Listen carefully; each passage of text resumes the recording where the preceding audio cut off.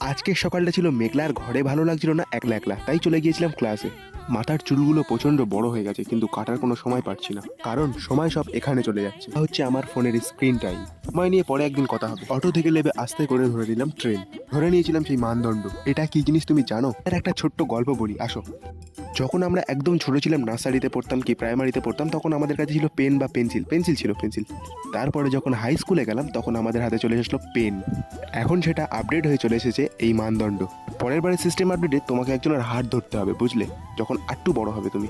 সেটার আর খুব বেশি দেরি নেই, আমাকে দেখে কি মনে হচ্ছে? তারপরে তোমার কাছে আসবে বৃদ্ধ বয়সে একটা শক্ত লাঠি, আর তারপরে সেটাকে তোমাকে ধরতে, শক্ত করে ধরতে। তারপরে তুমি আস্তে আস্তে এগিয়ে যাবে তোমার মৃত্যুর দিকে। তোমার কাছে থাকবে না সেই আগের মতো আর শক্তি বা পাওয়ার, কিছু থাকবে না তোমার কাছে। তখন একটাই সম্বল, সেই লাঠি। এখন যেরকম আমাদের কাছে আমাদের ফোনটা প্রিয়, তখন আমাদের কাছে এই লাঠিটাই প্রিয় হয়ে উঠবে, দেখবে। এভাবেই একদিন আমাদের সিস্টেম বন্ধ হয়ে যাবে, আর সিস্টেম বন্ধ হয়ে গিয়েও তুমি শান্তি পাবে না। তখন তুমি তোমার পরবর্তী প্রজন্মকে একটা ভালো লাইফস্টাইল না দিতে পারবে, তখন তারাই তোমাকে বলবে যে দাদু কিচ্ছু করে যায়নি।